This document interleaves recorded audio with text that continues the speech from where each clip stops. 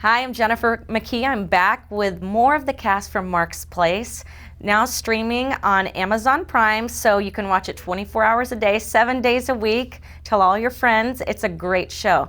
I've got Joe Barlam, who plays Joey Santolieri. Santolieri. I'm not Italian, so I'm going to have to work these Italian names. You'll learn. Yeah. We'll bring you to class. Thank you. Tony Zaccoli, who plays Tony Roselli. Domingo Winstead, who plays FBI agent Frank Hernandez and Billy Stogden. So we're going to hear about that in a second. And writer-director Sonny Velozzi. Can't wait to ask you some questions about this. Let's start with Joe. Tell me a little bit about Joey. Well, he is Mark's buddy from back home in Chicago, and I came out to LA earlier before he did, and I'm the LA actor, on the grind, trying to make it and everything like that. I'm also a Lyft driver, which ironically is exactly what I'm really doing in my real life. So it's it's my method acting is you're all full in. Force. Yes, you're all in. Yes. Okay, yes. That's fascinating. Tell me about Tony. Tony. Well, Tony's Italian. Okay. Born in Italy. I heard that they were calling for some extras, on the new sitcom. So I went over there, and I was just going to be an extra, But then I auditioned for the part, and I don't know what happened, but I think Sonny wrote this part for me because I play exactly. I didn't have to act. Right. I play exactly. I'm a customer that goes in, and I'm not very happy. So Domingo, tell me about your characters and who you play and. Well, I'm undercover FBI agent Frank Hernandez. I've been planted to keep an eye on Mark. You have a hard job. Well, what it is too is I kind of get dragged into this, the whole, the women, the wine, and so the drama of it all. It's hard not to. No, it is. So, and then I kind of like Mark. Right. He's a good guy. Yeah, he's got a good heart. But I still have to keep focus on why I'm there. And keep an eye on him, make sure he doesn't go back to his old ways and start, basically just, be a hitman. Right. So it's a fine line between, playing that character, not getting too drawn in. And then we haven't really got to Billy Stogden yet. No, not yet. Yeah, so it's just another character that's going to be evolve from that. Okay. So as far as the acting, you actors go, is the improv piece that is brought to this show. Have you ever done this before? And how do you feel about not having fully scripted parts? Well, for my own self, I'm glad I took those improv classes that I took. Man, get my money's worth now. For sure. Yeah, but I like having scripts, but with the improv, you just get an idea of what generally he wants in a scene, or what's going on. Right. And I think kind of less is more with that stuff. And you can probably make something really funny out of being spontaneous. Right. As long as it kind of makes what he wants out of the scene in a ballpark. But yeah, it could be real funny. Real authentic in the moment. Yeah, right. And you're not really messing up anybody's words. So, right. Well, that's what's so fun about it, because you go into a scene, you really don't know what to expect, so some of your life experience goes into that scene. Correct. And of course, working with people that are professional too, and we learn a lot from them, because there's quite a few people who have done this before over and over, so they're there to help you. And we're all learning together. Right. Right. Believe it. No, I love the improv because Sonny gives us a base, to work off the script, and then he goes, "Hey, go ahead. If it goes along with your character, man, I want you to try different things." That just makes it more interesting to the audience. Right. So just be yourself. If you can build on the character, let me know beforehand what you might want to do. Otherwise I'll say, this ain't working. And you get to know your characters well enough to know. We don't use film, it's digital, so we can do 1,000 takes. That's right. You get to know your character well enough to know what their response would be in any given situation.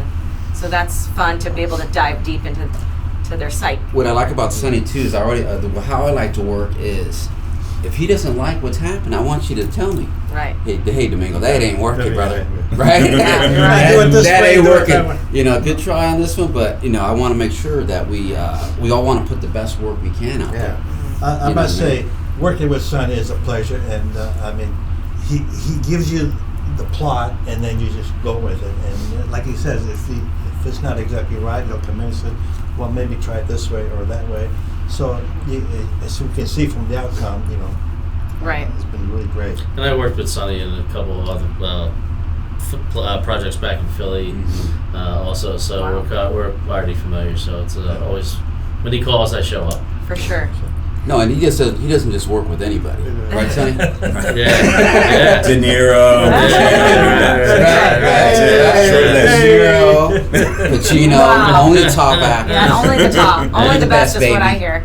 So, Sonny, when you came up with this idea, like what sparked this idea? What was your inspiration? Well, the big picture is, as Joe mentioned, we're both from Philly. Lived there my whole life, and I just moved out here a year and a half ago. And we love everything about Palm Springs. And originally we were going to do a feature film called Desert Dick. And it's about a park ranger from Joshua Tree. And he always wanted to be a detective. That's where the word Desert Dick comes from. And so we were having a problem getting the funding for it because it was a pretty large budget as things go in the indie film business. And we were looking for like $200,000. So for us, that would have been pretty large. You couldn't give me the double wide trailer. Right? Yeah. I was like, all right, I'm out there. You're out. I'm out. Right, all these guys De Niro wanted probably gets trailers. it. Yeah, for real. I mean, who's that guy? Yeah. So, half the money was in, the other half fell out, and then they came in, and the other half fell out. And it was a big mess. So, I'm a guy that likes to keep moving and stay busy. And we had done another sitcom back in the day in Philly called Finders Keepers. And it was a fun thing. Nobody got paid. I didn't get paid. The actors getting paid. But, I came up with a premise there. And we would do it, everybody else was working in Philly. Philly, like New York, there's probably, I don't know how many producers and directors in Philly. I mean, Like, a good handful. millions of them. Enough to call it Phillywood. I mean, Wow. The fact that this saw the light of day and has had the success it's had, I mean, speaks to your experience and history, you brought to the table. What do you think that it was, the piece that just, made it take off? Well, again, as in Finders Keepers, which I played, I made myself the star. No, I actually did a great job. yeah, right. I really don't like being in And front of the notice he's the camera. only one on set all the Everybody else time. you wanted said too they much weren't money. getting Yeah, paid, yeah. so you're free, right? Yeah. So, that was based on my real life of being a landlord. And I had a bunch of houses that I rented out, and it was loosely based on the experiences over, say, a 10-year period of funny experiences that I incorporated into the show. And then I added other things, like for some reason I always add a mob element. It's because I'm Italian, or I don't know what it is. Scorsese is my favorite director, so that's just in my DNA. So when I moved out here from Philly to Palm Springs, I sort of felt like a fish out of water. And we've been coming here for last 3 or 4 years on vacation, and we never wanted to go home because the weather's so nice. It's like Mark was saying, it's paradise out here as far as the weather and all. We don't miss shoveling for nothing, right? Oh, That's right. God, I look at F the that, weather man. on it. God damn, goddamn. You'd rather be scooping leaves out of the pool than... Yeah, Yeah, sandstorms, slow, it's like yeah. a blizzard Yeah. Yeah. in Yeah. Philly. Well, I'm in LA. I don't get the sandstorm, but Right. I get all the other crap. So, there's a scene at the end of Goodfellas where Ray Liotta is in his bathrobe. He comes out, and he was in a witness protection program. And, I forget what the line was, but he feels like a Chinook or something like that. Egg noodles and ketchup. Egg noodles and ketchup, yeah. So, I mean, not to that extent, but, First of all, I couldn't find any Italian people when I first came here, and I was panicking. Then I met, I don't know who I You found met them first. all. You found them all. Yeah, right. You went to the wrong side of the town. I know, right? Right. But one by one, and now I'm a proud member of the Sons of Italy. I was gonna say, Now I'm good. Sons of Italy. So so that sort of like gave me the momentum in making Mark's story.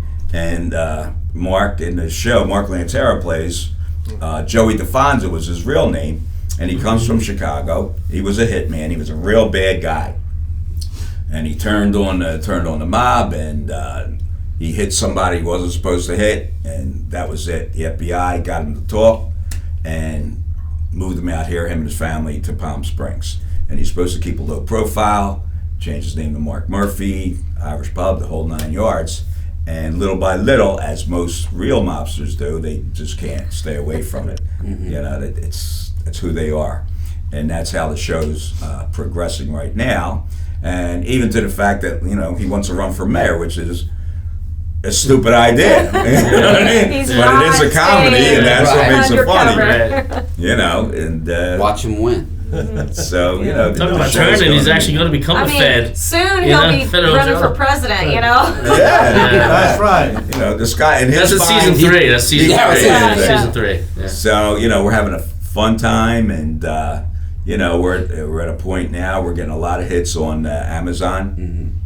We got to get that number up. And as speaking like a producer now, I Right. want to produce. Oh, before I forget, Robert Bizik is my partner in Don't Go There Productions, and we've been doing stuff for, I guess, 16 years.